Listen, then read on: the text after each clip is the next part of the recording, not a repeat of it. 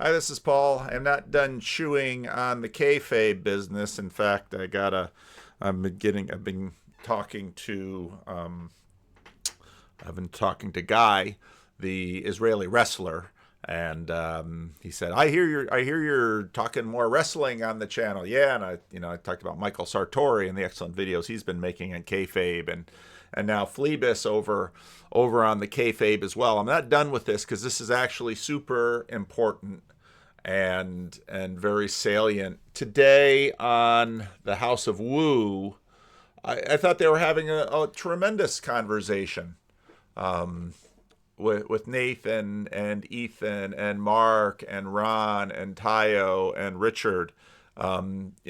Talking about prayer and imprecatory psalms and all of these kinds of things, and wrestling with all of the issues that people are wrestling with now coming out of our era of propositional tyranny, which has everything to do with the kayfabe. So back to this, a little bit of commentary on this. It was part of the 48-minute clip that I made of McMo's live stream on Sunday. But there you go, Phlebas, go after it. What do you got, Phlebas? I'm annoyed at the kayfabe stuff. I sent Matt some messages. He probably Speak on it, brother. Speak on it. Air it out. I haven't listened yet. Chill, but air it out. Well, Matt was on stream the other day. I would like to hear everyone's definition of the kayfabe, because Matt was focusing. So here's part of the problem. How do you define kayfabe, and how much do definitions really work? One of the things that you'll notice with Jordan Peterson, he keeps sort of saying by definition, and he's looking for that as sort of a safeguard out of certain things. But something like kayfabe, super hard to define. It's sort of like, again, the Supreme Court justice that said, I can't define pornography, but I know it when I see it. And in many ways, religion is sort of the same ways. I struggle to define it, but I know it when I see it.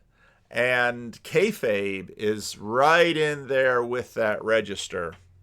On like the heel and basically the good guys and the bad guys, and how you produce a narrative. But that's like not interesting at all. The interesting part about the kayfabe is how you take, in wrestling, you take a fake event and you weave in a bunch of real elements to. Now, in a few minutes, I'm going to drop a 9-minute clip from this video by none only than our own Griswold Grimm. Now, our own Griswold Grimm, he expressed some hurt in this video. He expressed some hurt. Maybe I'll play the hurt. Appearing on Benjamin Boyce, and I barely got a mention. I mean, I did get a mention, but it was barely a mention. So, as a result of that, we're going to switch over here. I'll be Tony.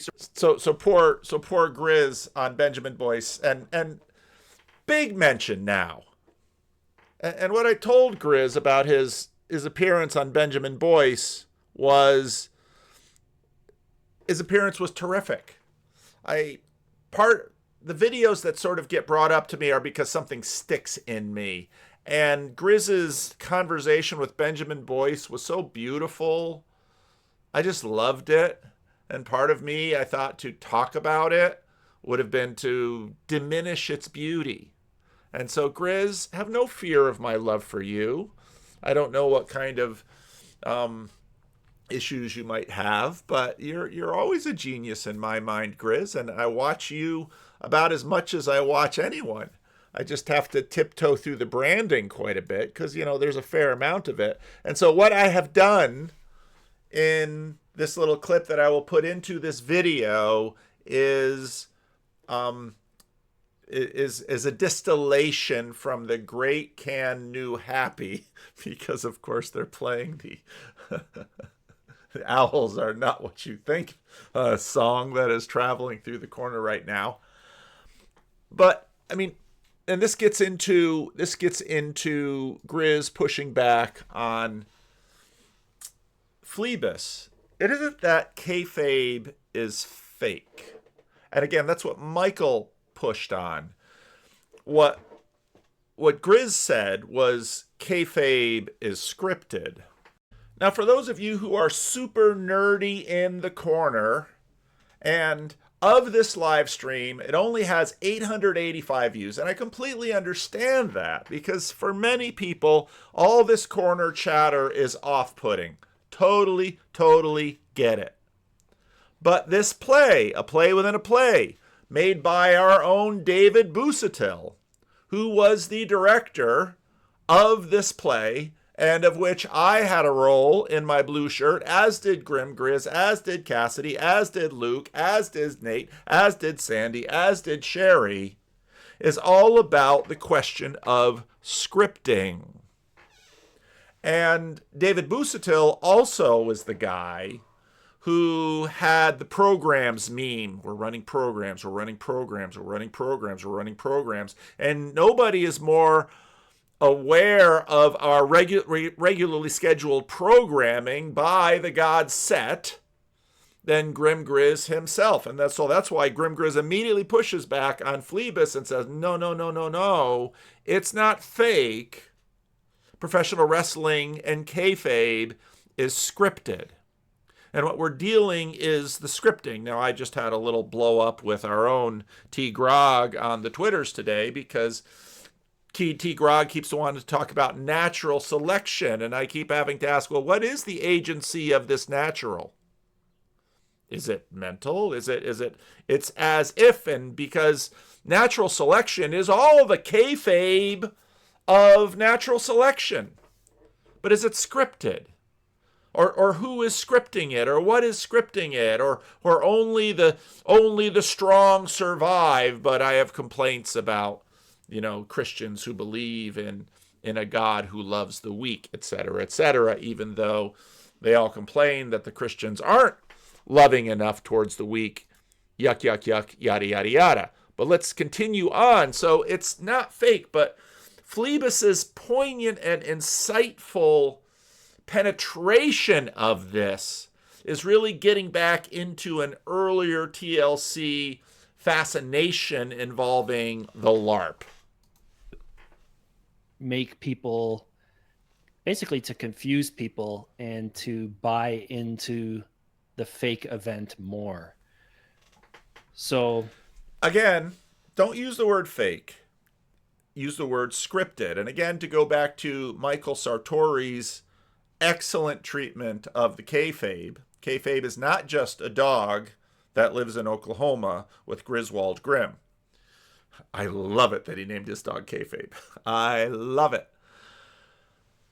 But kayfabe is about scripting. So now recently all over the YouTubes is the fact that the Secretary of Defense texted the war plans against the Houthis to some reporter. And so who's surprised that the Trump administration would have certain crises of competence? Never a crisis of confidence, but usually a crisis of competence. We've had Donald J. Trump for president, and we've seen his administrations, and we know that they're full of kayfabe, struggling sometimes in the competence, but other times getting some good competence. I'm not trying to take a political side here, but go ahead and leave those comments, because those comments all, of course, contribute to the algorithm. Like and subscribe. But it's the scripted aspect. And the real question, I really have to find the Dave Busatil program clip. Because the programming, because these things are scripted. And so is the leak of the Houthi bombing mission, was that intentional? Was it leaked intentionally? See, this is getting into the kayfabe of natural selection and the kayfabe of scripting, because what we're really trying to do is penetrate the appearances to understand, is there a mind? Is there purpose? Is there will? That gets back to my billionaire, drug pusher, comatose people, and which of course Grim Grizz will touch on in the clip. I'm not ready to play the clip yet. Let's let Phlebas finish his point, and then we'll play the Grim Grizz clip, and then we will get into, as Grim Grizz predicted, a really interesting moment in the life of the Peterson sphere. In the original video, the guy sits on the stage, right? So they've gone through their whole song and dance. The good guy, the bad guy, the third guy comes in. But then he steals the mic and he breaks the fourth wall. So breaking the fourth wall is like a little bit of realness. Okay, so because I tried to make this as, if you go to the YouTubes, and if you go to, what is Kayfabe? There it is. And you go to this, how politics became pro wrestling. Start doping reality. And you go to this work shoot right here. His grievances with pro wrestling. Oops, I'm breaking the fourth wall. And he doesn't just stop at his scripted feud with Cena. He goes after Hulk Hogan and The Rock. The fact that Dwayne is in the main event of WrestleMania next year and I'm not makes me sick. He calls out the fans. You're the ones that buy those programs that my face isn't on the cover of. And finally, he goes after CEO Vince McMahon. Let me tell you a personal story about Vince McMahon, all right? Can we do this whole bully camp? Or at least he tries, before his mic gets cut off and the screen goes dark. Okay, so why am I showing you all this? I want to try to persuade you that beneath all the silliness and spectacle, there's actually something really interesting going on here. And it comes down to a word. Kayfabe? Kayfabe. The system of stratified lies that professional wrestling is undergirded by. Is that a definition? Eric Weinstein. He's a mathematician, an economist, a podcaster, and an all-around polymath. I wrote this essay anticipating that professional wrestling was going to turn out to be incredibly important. And in fact, I thought it was going to determine the presidency. Weinstein argued that the altered reality of kayfabe helped explain why some of our most trusted institutions were falling apart. And that was in 2011. Before, well...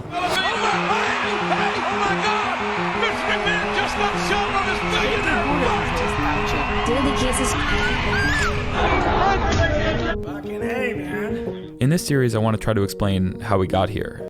And if you haven't watched the series, you should definitely watch the series because it is really excellent. And as Matt just noted on the Twitters, a lot of the world is just three months behind us, but they can catch up. I don't have a problem with that. So back to the Phlebas.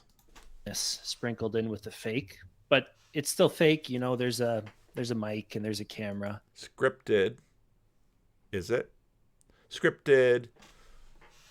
Is that did that guy with the mic have a script in his head? We don't know.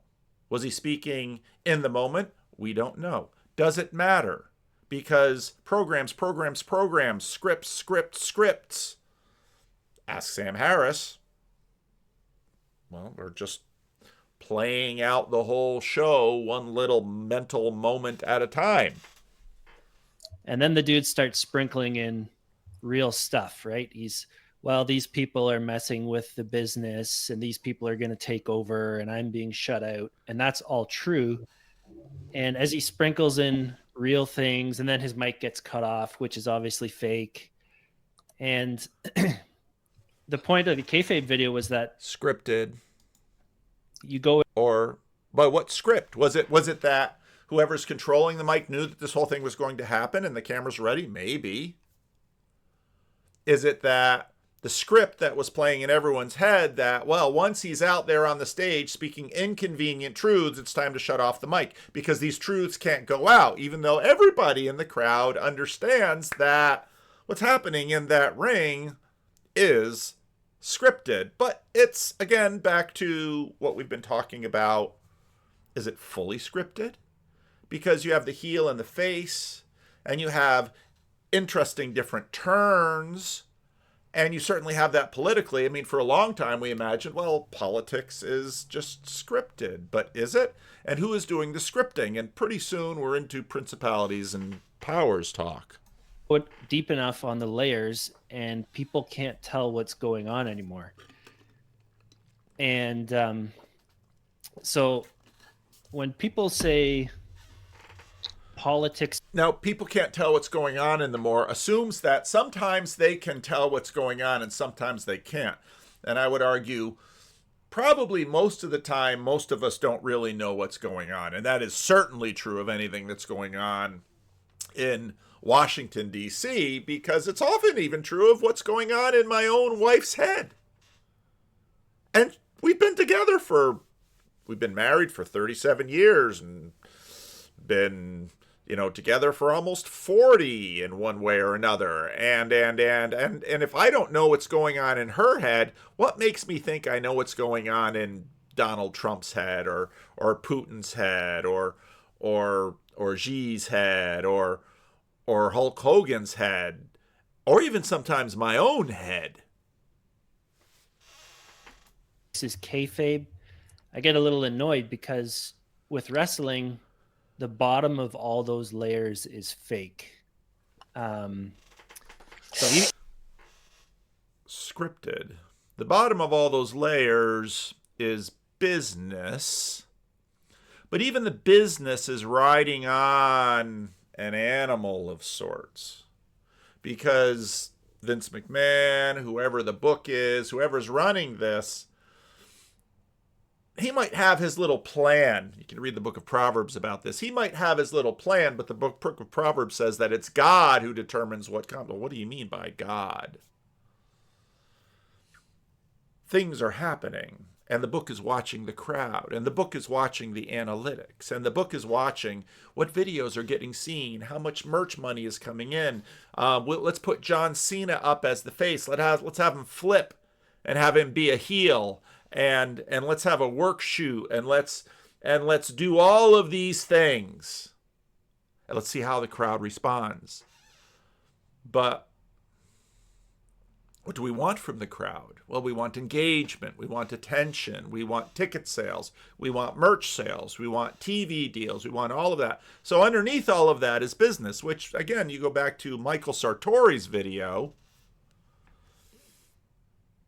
That's what kayfabe started with, because it was all these wrestlers are in there in the ring and they're doing these things. And on one hand, boy, if you jump off the top of that rope and slam and make sure that stage has a lot of bounce and a lot of noise, or you bring a chair into the ring, or you do the pile driver, or you just look up the Andy Kaufman stuff we've been talking about. You do all of this stuff. People are like, wow. I mean, if you're just like high school wrestling, you're just watching this little group, all of this stuff, arms and legs and elbows and butts and heads, but it's so much more entertaining when you put a flashy, spandex on and you're roid up and you get the muscles and you dive in from the top and you slam. And I think it was Tunji in the same thing that said, yeah, West Wing was boring. Look what we got now. Ta-da-da-da-da-da. It's carnival days. So what is at the bottom of this, Phlebas? Fake. You're selling this all way, way too short. Now it's time to bring in the Grim Grizz. Biological creatures. Why do we need meaning? Why do humans need to do all this extra work in order to be satisfied with life? And again, I can go to one of my illustrations of Goliath. Goliath was a large. Goliath. When Pastor Paul says the word Goliath, this is what happens. You go, oh, the Goliath one again. Alligator in an alligator farm in Florida that I visited when my kids were young, and I saw this massive alligator just sitting in this shallow pool, just sitting there. And I said to one of the people giving the tour, doesn't he get bored? And the guy said, no, it's hardly got a brain. We just feed him chicken that we buy at the supermarket, and he'll just lay in that pool and keep growing on forever. And the image, the frame, the religious picture of what a human being is just a biological creature cursed with an overly large brain. That's the picture. And again, I think part of the reason why we're seeing the surprising rebirth of belief in God, we're seeing all the different movements we're seeing, is that that picture is unsatisfying. It's Me. Sorry. Okay. Is everything all right in here? Yes, Nanny. No. now, there's this alligator floating there, and people come by, and the thing is that alligator has a narrative part in all of those people's existence, and the value of that narrative part is such that we have to continually hear about the story of this alligator from Pastor Paul Vanderklay.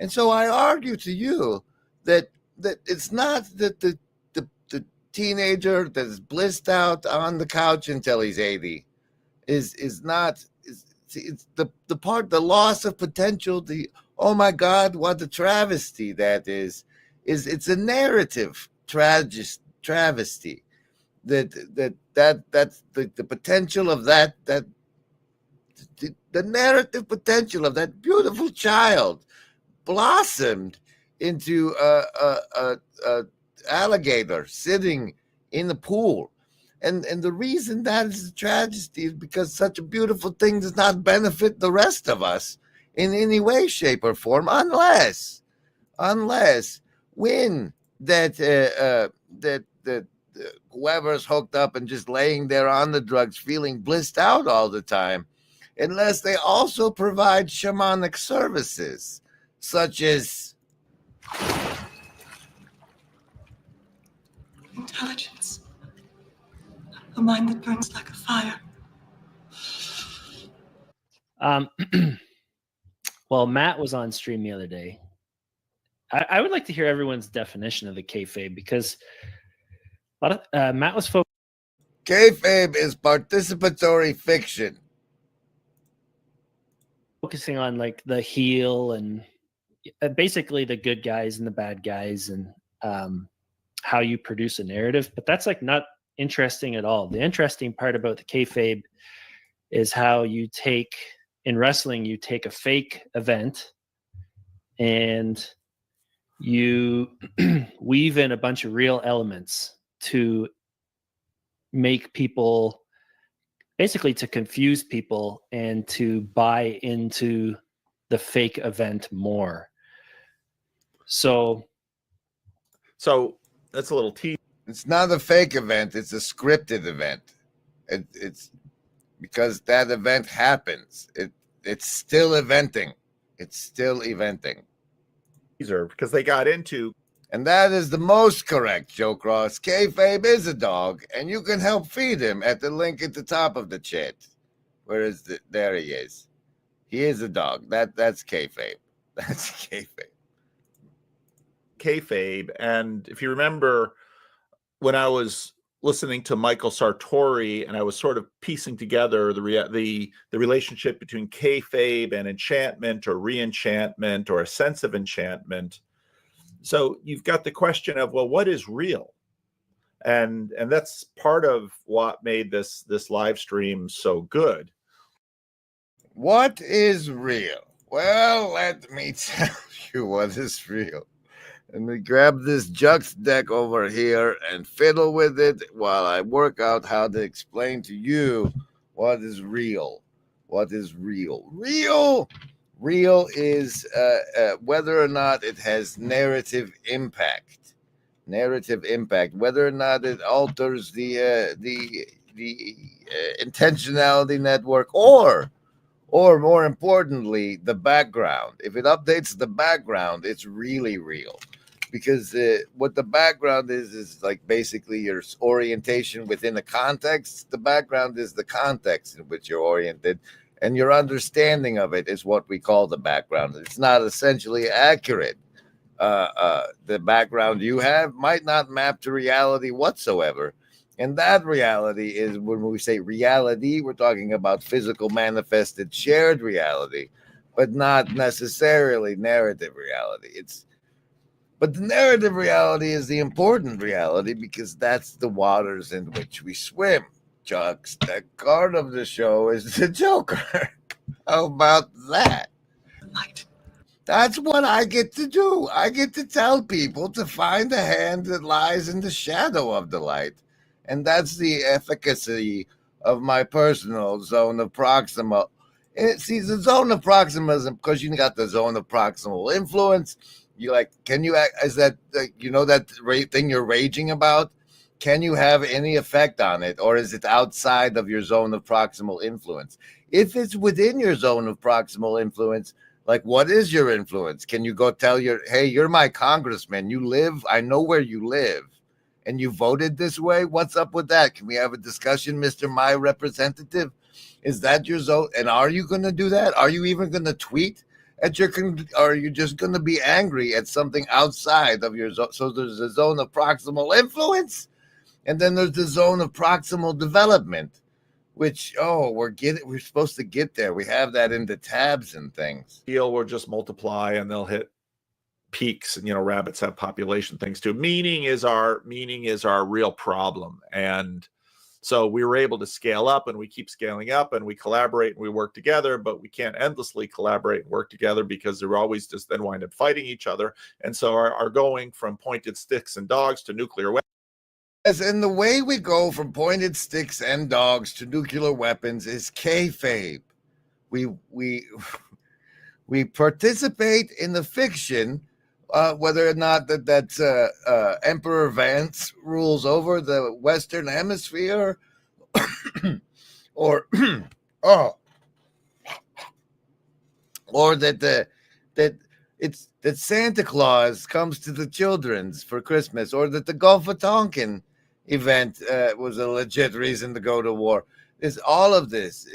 But see, just because it's a fiction doesn't mean that there's not dead bodies. That's the important defense against the dark arts thing to know, I think, around this thing where it's a participatory fiction, is like we participate in the fiction that borders are real.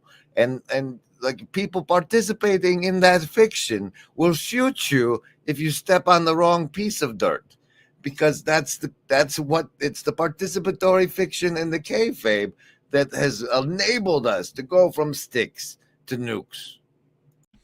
Okay, just to reiterate.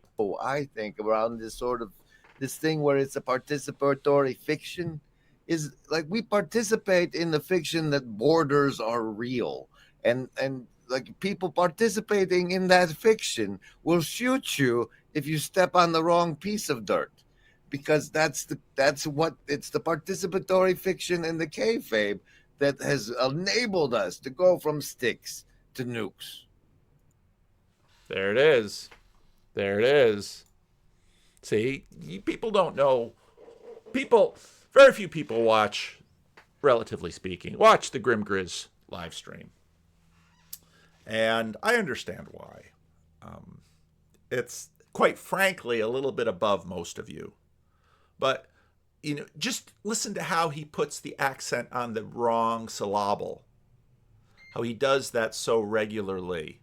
How he's playing the branding. He's a wizard, and most people just don't understand the wizardry, which is fine. He's looking to be an exorcist and a cautionary tale. Cautionary tale. Cautionary tale. That's just a little Grim Grizzism that I just did for you there. So stuff is moving here, but Grizz is right that it's the kayfabe that it's the meaning. It's all of this stuff that Chris Williamson says, well, we're biological creatures. What is this meaning? Even though, of course, it is in fact this movement of meaning that produced that question out of Chris Williamson for John Vervaeke. Even if somebody has like a real relationship, if two wrestlers get married, you're always questioning it. You're always like, oh, that's kind of fake. Even if they have a kid, it's like a kayfabe kid. It's sort of fake. And And right there, when he said a kayfabe kid, I thought, oh yeah, oh yeah. How much of the human population isn't a kayfabe kid? Now that we have ubiquitous and available birth control, children are planned. I'd say that makes probably pretty much all of them kayfabe kids. A good number of us are kayfabe kids. We're scripted. We're scripted. This is good. Yeah, this is really good. You can always go. The bottom layer is always fake, and then we apply it to politics. We say, "Oh, politics is kayfabe," but politics is the real arena. The bottom layer, no matter how much narrative or spin or whatever they try to add into politics or staged events like Trump and Zelensky, the bottom of real life is real. Unless you're a conspiracy theorist. Keep that real word in mind. Keep that real word in mind. But what he's about to say now is also super, really good. In which case, everything that happens, you go to the wrestling move and you say, oh, that's fake. And it's dangerous to do that because you'll see conspiracy theorists, even with something like a natural event. A hurricane becomes, if they're in that wrestling frame of mind, a hurricane strikes and they're like, oh, that's the CIA or something ridiculous like that, right? Oh, no, Phlebas. Of all people, Phlebas. Young lad that grew up in the blessed Christian Reformed Church. Young lad who grew up in the bosom of a big providential God of Calvinism. Young lad who grew up with the Heidelberg Catechism, Lord's Day 10 on Providence. Read it, look it up, find what it says, all things, fat years and lean years. So in fact, for a very long time, people have been looking at natural events as scripted, so that when Darwin comes around and is like, we don't really want a God number 2, an agentic God coming in there and like designing human beings and things, because then when bad things happen, like Lisbon is wiped out despite its predominant Christianities. No, we can't have that happen, which gets all the way back to the conversation that was wrapping up the House of Wu earlier today. So scripting is what all of this talk is about. It's all about scripting. But we can't just say, oh, politics is kayfabe just because they're trying to promote a narrative. It's almost like an inverted kayfabe. They're adding fake things onto the real instead of like wrestling where they add real things onto the fake. And then the other thing I just wanted to say is it's really dangerous, right? So when you start mixing stuff together, it's not only the audience that gets confused, it's also the characters. So, well, tell me about this confusion. Because I would argue that the audience at the WWE is not at all confused. Now, that doesn't mean that there aren't plenty of people out there that when the big-time wrestler dives from the top rope down onto the whoever's down on the bottom, that they're not anxious about injury. Oh, that's not confusion. That's just physics. They might, just like when we watch a movie in a theater. I love that there was this Johnny Depp did this not a great movie called Dark Shadows, where he starts talking to the tiny person in the little box in the living room because ostensibly he's a vampire that has just now come out and never seen a television before, and so imagines there are little people in there, which is a natural thing to think about.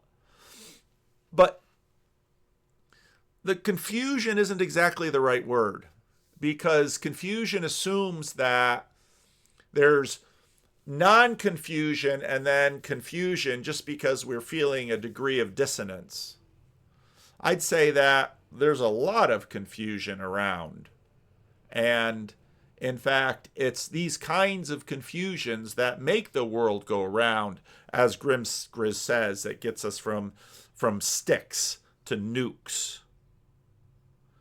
Because it is these narratives. Donald Trump is president today because of a narrative. He told a more compelling story, or at least he presented a preferred future than the Democrats. Now, that doesn't mean that a bunch of us are confused about the degrees of competency we expect to see in the Trump administration. Again, this is the second Trump administration, and despite all of the talk before they came in that this one will be way more competent than the last, and I thought, See, because part of the problem is that a lot of these little technocrats were pretty competent, but that whole lion fox thing, again, is really McGilchrist, master and emissary. And you can have a lot of really competent emissarians being really competent at doing the wrong thing. And you can have a lot of lions that might be pointing in a good direction, but they're not terribly competent at getting there. And so you really do need both lions and foxes to actually get anything done, especially in this incredibly complicated world. But confusion, in fact, the reason wrestling is religious is because the people are not confused at all about their religion. In fact, that's the religion that they are applying to their family life and their politics. And it's the reason why, kudos to Eric Weinstein, he saw it coming. He saw it coming. 2011. Gotta hand it to him. Now, hopefully, he's wrong about us nuking all each other, but we'll see. Hulk Hogan starts, instead of just at the wrestling event, he starts adding fake things to his real life. So he actually has to go to the grocery store, real, but he goes in character, right? Fake. So he's now doing, I would call it an inverted kayfabe, and where the audience is confused about the wrestling world and they can't tell what's real, what's fake, the bottom is fake. Hulk Hogan becomes confused about his real life, and whoever he was, his name before, that person is gone. Like, he has kayfabed himself out of existence. And so we have to, so Trump has kind of done that to himself. He's playing a character. Now it's different with Trump. I think he truly is the character. He's trying to entertain, to sell a narrative. But anyways, I just want to push back a little bit on, because I think there's two different kayfabes going on, the politics and the wrestling. And as my last point, I'll say, don't kayfabe yourself out of existence, McMo. If you play McMosive too much, you're going to forget who Matt is. And you'll meet everyone at Midwestuary, and they'll treat you like McMo instead of Matt. And then you'll Hulk Hogan yourself out of existence. There's my rant. Don't Hulk Hogan yourself out of existence. That was an outstanding set by Phlebas. That was an outstanding set. And again, unlike, I think, so many watchers of YouTube that evaluate whatever they see based on, is it mirroring back to me? Is it telling me what I want to know? Is it telling me what I want to think? And this happens in churches, this happens in politics, this happens in just about everything. What made this outstanding was, you gave us something to think about, Phlebas. You gave us something to chew on. You gave us something that sparked insight. You gave us something that really got things going for us. Well done. Well done. But this issue gets back all the way to this difficulty that we are currently having with ourselves, which is identity. Because is it Pastor Paul that goes to Costco? Or is it Paul Vanderklay that goes to Costco? Or is it Dad that goes to Costco? Phlebas has multiple personalities too. He's a dad, he's a husband, he's a worker, he's a TLCer, he's a son, he's a brother. There's a fair amount of kayfabe going on in all of these things. All of these narratives are running, and we run them pretty well. And most of these are sort of small circle narratives. They're on a tiny little stage, and because there's so few other people on that stage, the stage is pretty manageable. And once you become Hulk Hogan or Donald Trump or anybody else on this massive stage, the pressures and the powers really get huge. But I would argue that, as Grim Grid notes, how much is it really a different thing? Now, this one came out. And as Grim Grizz noted, a dialogue so dangerous, I thought, oh, when I saw that, I knew this one's going to be a problem. Because, again, it was right after his illness, and Jordan, not quite sure how balanced and well he was when he did that early conversation with Vervaeke. I should just find it. There it is. A conversation so intense it might as well be psychedelic. And yeah, that was quite a conversation 3 years ago. This one, And again, it's so interesting how Hallow's Lent 40, Pray 40 challenge, give us a way to grow closer to God. Industrial Christianity. Just been talking about industrial Christianity on the Twitter with respect to a little thing going on with some children's service. And once we industrialize something, there's a degree of kayfabe that comes in. Now, I said on Twitter that it might be that Jordan and John need to apologize to poor Jordan Hall. Jordan explains at the beginning how Jordan Hall flew in for that conversation and hardly talked to Jordan Hall. Actually, the Daily Wire exclusive is a lot better conversations. I should have just switched them. But Jordan Hall responded on Twitter that Jordan Hall right now is in such an interesting way. He's almost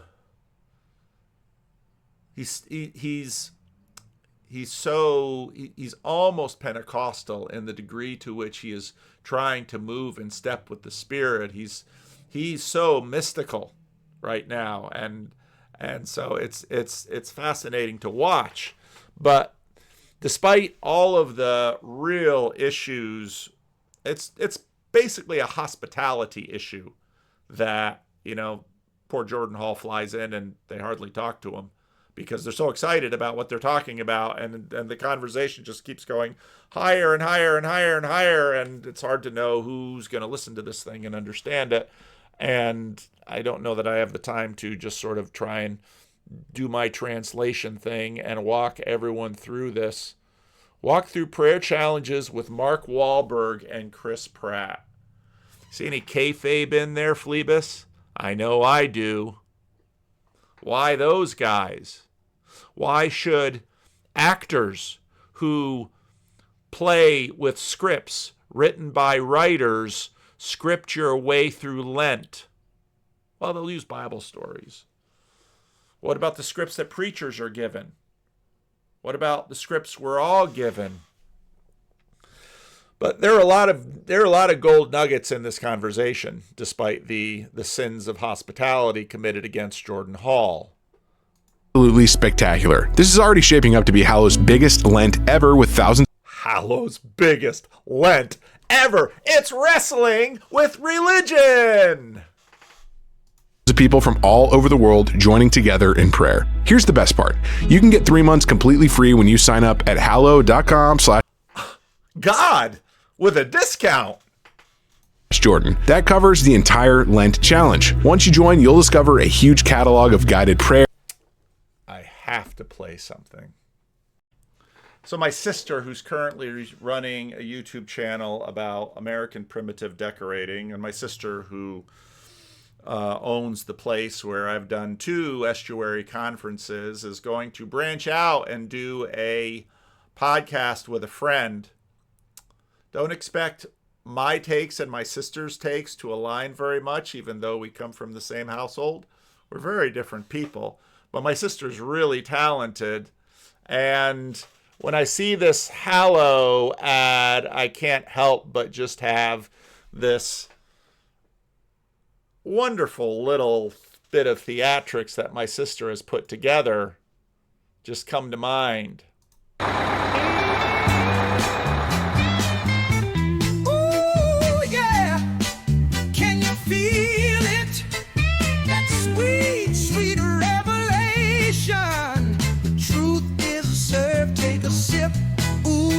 It's a holy sensation. Sip the Kool-Aid, baby. Pass the cup, don't say maybe. Once you're in, you're never out. Say amen, scream and shout. Sip the Kool-Aid, baby. Pass the cup, don't say maybe. That's all, baby. Once you're in, you're never out. Say amen, scream and shout. Now don't you question, just obey. Groove with us and fade away.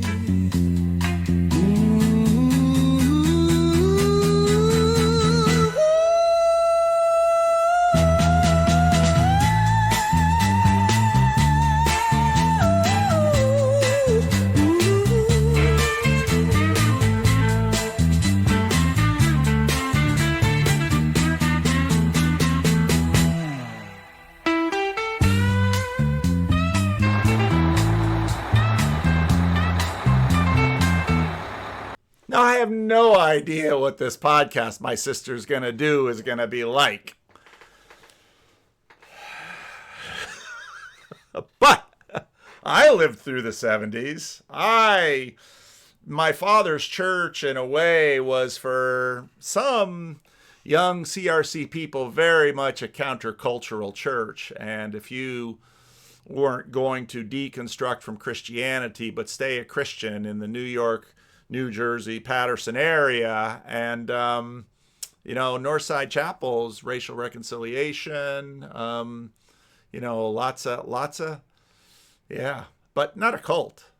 And, again, all of this, I have no problem with the Hallow app. I have no problem with mega churches. I have no problem with how much cringy Christianity on stage in mega churches. I think God uses all that stuff. I really do. But at the same time,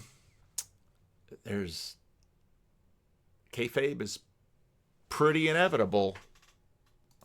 All right. Prayers, meditations, music, and so much more, all designed to help you grow closer to Lent. I think it's the axiomatic assumptions, but I think it's woven with, I don't know if you'll allow me to extend it, axiomatic skills, axiomatic states of mind. Yes, paradigmatic. Yes. The axioms wouldn't have to be propositional. That's right.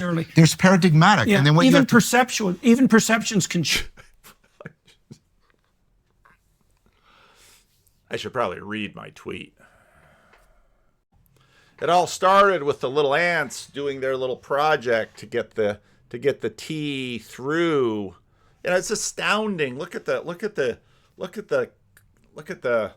collected cognition of those little ants solving that little puzzle. It's just an astounding little video. So I called it collective cognition. And then Ethan Kahi says, "Is this what the TLC is?" Oh. And it's also something like a real well-functioning hierarchy based on play, beauty, reason, and whatever other fancy superordinate word Vervaeke uses with Hall and Peterson. And then I couldn't take it anymore. I said the conversation on YouTube, despite the golden nuggets, is a sin against hospitality. As the feminist trope says, a lot of movies treat women, Jordan Hall, like a floor lamp. You could replace the female lead, Jordan Hall, with a floor lamp and it wouldn't change the plot. The goal of the TLC is that this not happen if at all possible.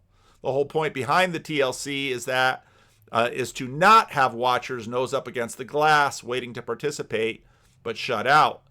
Jordan Peterson and Dr. John Vervaeke might owe Jordan Hall an apology for this thing, but Jordan was very gracious, and he said, laugh out loud, when my wife asked me how it went, I said, I'm not sure I spoke at all. But at church the next day, I was telling someone about it, and my sense was that the Spirit was doing his work.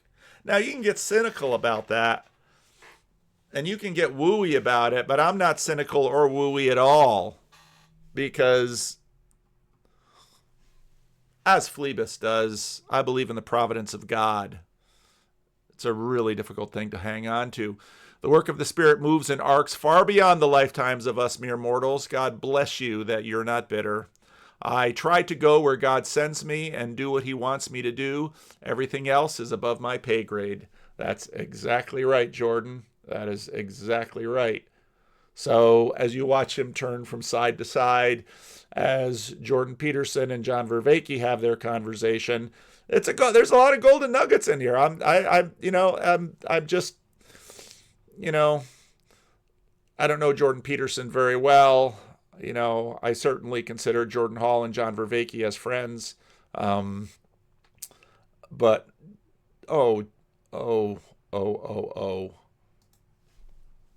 play. Change, right? That's right. Right, yeah. And so the touchstone is, I want to be in contact. I want to do this comparative reflective thing that makes me aware of the inexhaustible intelligibility, that which is most real. So compare a Let's let them do more because it's all really good. real object to a dream object. The dream object, you could do some Jungian analysis, but the number of properties are limited. You get the real object, and think about the amount of information I can extract just from this thing here. That's what makes it real. It's this inexhaustible realness. And Constrained inexhaustibility. right, and I think I think you have a fount of inexhaustible intelligibility, and I think that is ultimately the touchstone. It's the sense of contact, and it gives us the. What would be the fount of inexhaustible intelligibility if we had to name, not really a thing, but it's not a thing. It's what would starts with a G and ends with a D. It's a real tiny little word. And, it's so interesting because, and maybe next time John and I are talking about this kind of thing, his complaint about Christian narratives with respect to life in the age to come and afterlife and all of that even though eternity isn't exactly everlastingness, and I really don't think any of us who have only lived in time, apart from, let's say, exacting the moment, which sort of feels like eternity, timeless moments, chronos, kairos, etc., etc.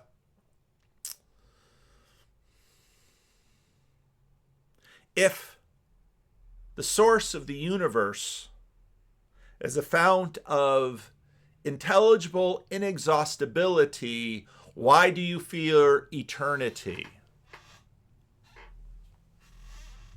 The comparative reflective judgment of what is most real. So, that reminds me of the representations of Moses' staff. I was thinking about Moses' staff when you were talking about that first stage. I think you described it not as orientation. Origin, yeah. So Moses' staff is a symbol of center point, right? That's right. Right. And it's got a stable element, which is the tree, let's say. It's the tree of life, it's the staff of life, but it also transforms into a serpent, right? So it's order with the lifeblood of chaos still within it. And wisdom, because the serpent's also wise. Right, yeah. Well, a serpent's wise partly because it sheds its skin and can transform entirely. Part of me wanted to go through this video and just clip out the parts that Jordan Hall is in. I mean, he's not even in most of the shots. Exactly. So Moses' staff, this is relevant to your concern about pathological superegos. That's right. Because you could say, and maybe this is partly why the left, Anyway, there's lots of good nuggets in this video. There really are. And they're between Jordan and John. And at one point I thought, oh, good.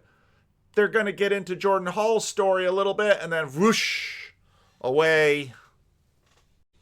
Which is basically... is inspired by an email that I received. It seems like Jordan Peterson is wanting to have Randos conversations, and the email was from his people wanting those interested to pitch why they should be the ones to talk to him. This is our take on the process, or how it might look to be chosen for one of those randos. Bachelor number 1. I'm married, actually. Like, yeah, fair enough. Might I ask you why you got everyone to wear the mask? So for me, the mask is it's akin to shamanic ritual to put it on. It represents the Jungian shadows that everyone has integrated to mature. Well, that might be true for me, but to be a true hero, you have to have a little bit of monster in you. There's no virtue in... And to be a true hero, you have to have a little bit of a monster in you. There's no virtue in being a defenseless rabbit. What am I supposed to do? Bachelor number 2. I'm very married. So in Genesis, God appears to Abraham as a spirit of adventure, making him leave his parents' house, courageously endure difficulty, and make a covenantal sacrifice by cutting off his own foreskin and nearly slaughtering his beloved son.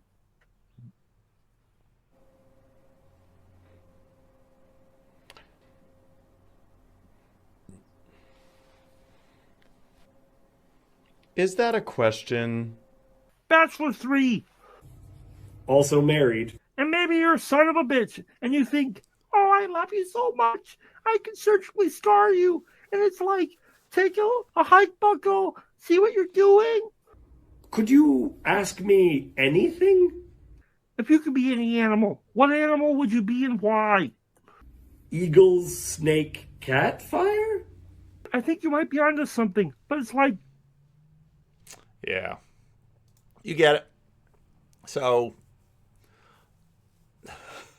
love you, Jordan, but in this case, it wasn't as bad. It wasn't like with Louise Perry, where poor Louise couldn't get a word in. It was John was just too interesting to talk to, and he didn't know Jordan, and so there it went. But again, there's nuggets in there, and maybe I'll pull out some of those other nuggets.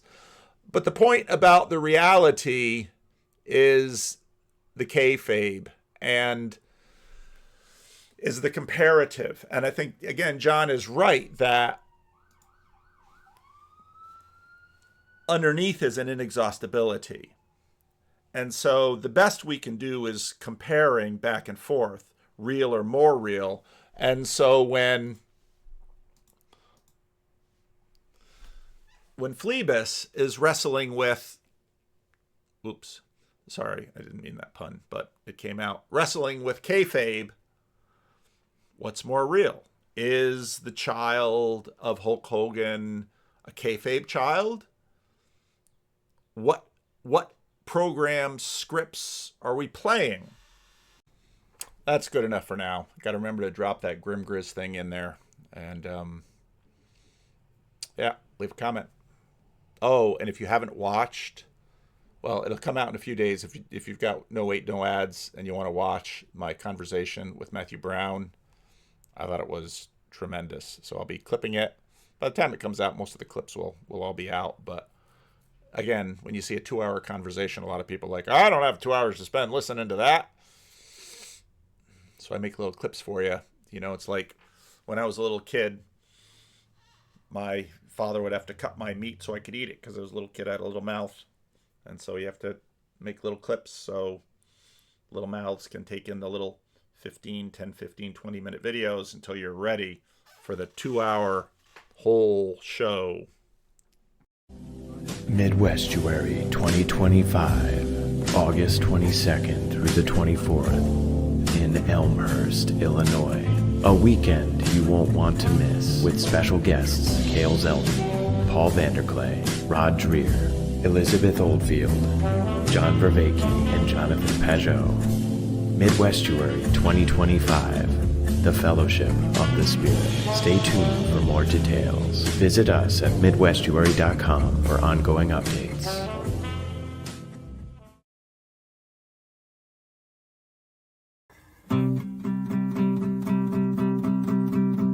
Well, I don't know about the meaning crisis, left, right, black, white, or other vices, which Jesus Christ is right, or if we're all saved.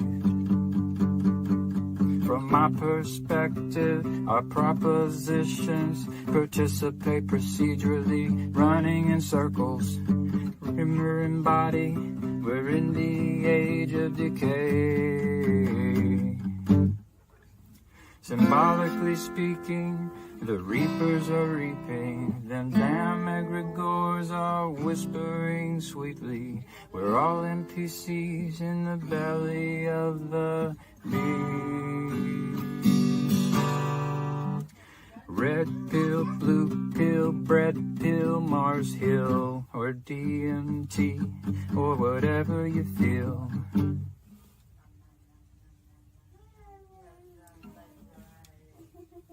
Got one and number two, it's all the same damn thing. So clean your room, repent on Zoom, ontology for dummies, a bird's eye view. 'Cause if you really knew, could you really even say? Totally depraved, all totally saved. A total disposition from the bed we all made. Or is it the elect? Or are we just insane? From John Vervaeke to Jonathan Pajot and Jordan Peterson to the Chris Pacou Show. Paul Vanderklays and Griswold Grimm and all the dice he shakes. This estuary ditty is a little bit cringy, ain't quite the U-shaped or the hero's journey. All the NPCs in the flood treading water to watch you save the day with a bunch of chitter-chatter. From the ortho bros to the Catholic Joes, or atheistic Jobs, to Protestant folks, the Joe Schmoes, and Jewish Jacobs, and everything in between. So love the Lord your God with all your heart and soul, with all your mind and your fingers and toes, all your neighbors too, as if they were your own. So love the Lord your God with all your heart and soul, and with all your mind and your fingers and toes, all your neighbors too, as if they were your own.